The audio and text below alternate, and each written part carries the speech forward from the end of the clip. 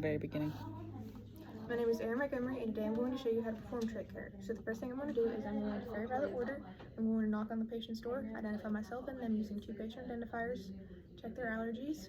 I am going to explain the procedure, perform hand hygiene, follow my general principles and safety practices, and then I'm going to, if I have to give them medications, my 11 rights and my 3 checks.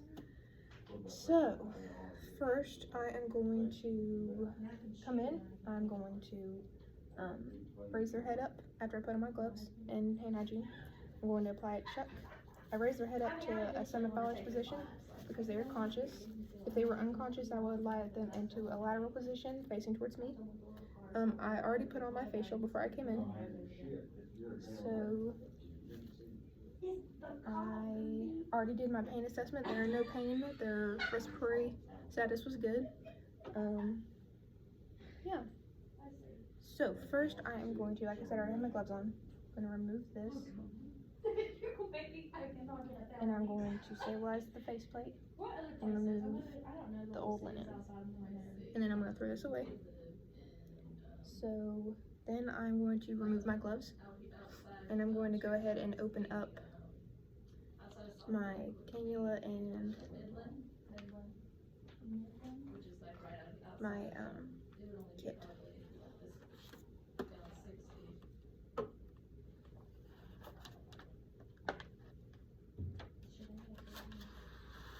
put that over here actually. Now I'm going to go ahead and lip my bottle over a trash can and pour it in. It's just saline. Okay. Now I'm going to put on new gloves. I'm going to push this up here actually. Not touching the inside or the sides of the container. Okay, so like I said, hand hygiene, new gloves. Now I'm going to go ahead and stabilize my faceplate, remove my cannula, and throw that away. Now I'm going to go ahead and put on my sterile gloves. So first, grab your package, unfold it, and then unfold it again, going outwards.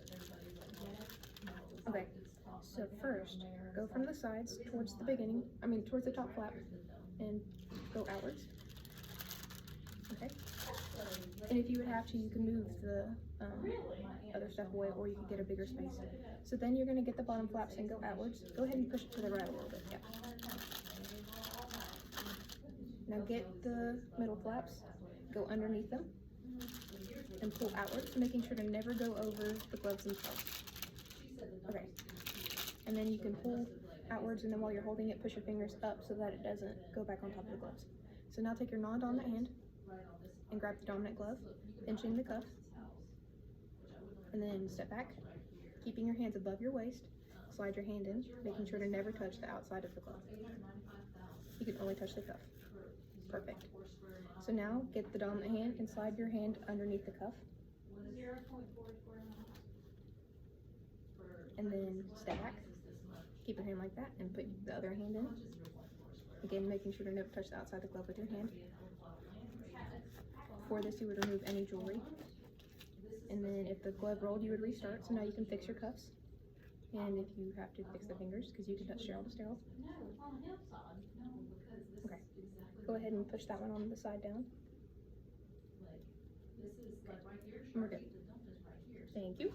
So now I have my sterile gloves on. I'm going to pinch this in the middle and throw this away. Okay. His O2 is still at 98, so we're looking good. So I'm going to go ahead and grab my cannula that is sterile, and then I am going to stabilize the faceplate, and then with my sterile hand I'm going to insert, making sure not to touch anything with the cannula. It snapped, so now I'm good. I no longer have to be sterile, just very, very clean. Like I said, I've already poured in my saline, so I'm going to grab my my swab, and I'm going to get the saline on it. Going above, stabilizing the faceplate, and then cleaning the top of the stoma. Discarded this in the trash can.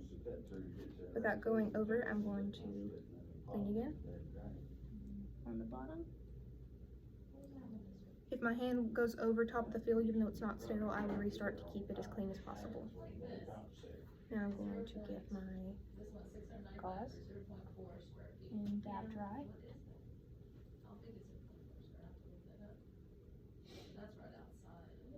Stabilizing the faceplate every time I do something for the patient.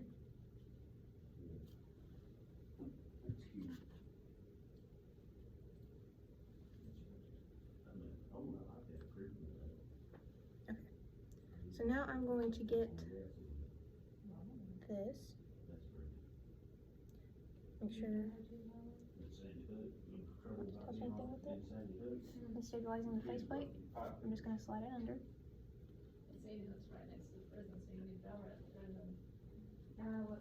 Again, never letting go of the faceplate. I mean, it's pretty awesome inside.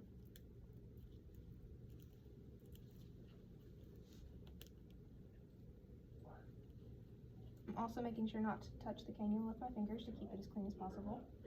Okay, now that's done, I'm going to get my new tie. I only have one person. There's two in that one. Okay. I only have one person doing this, so I am going to put it on before I take off the other one, and I would put on new clean gloves before I pick this up and perform hand hygiene.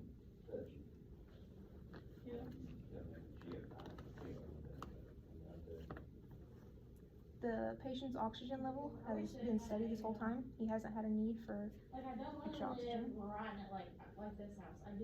Stabilize the faceplate.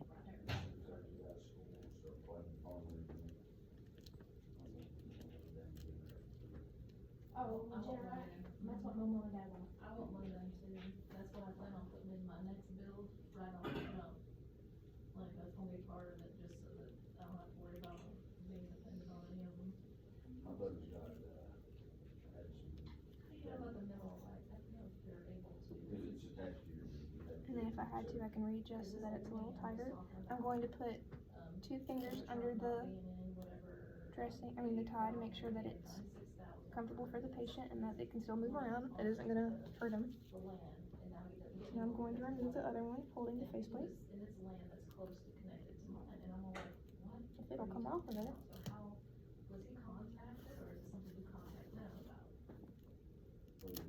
Like, how did he even get, like...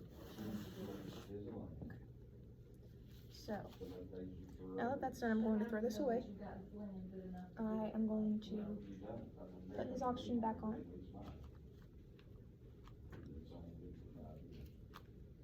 The patient tolerated the procedure well. I reassessed his respiratory status. His O2 is still at 98. He's looking good. He had no complaints. I would put him into a comfortable position, discard of all my materials. Yeah, take off my gloves, hand hygiene, clean up, record and report. Oh, and I would take off my face shield. Because he was talking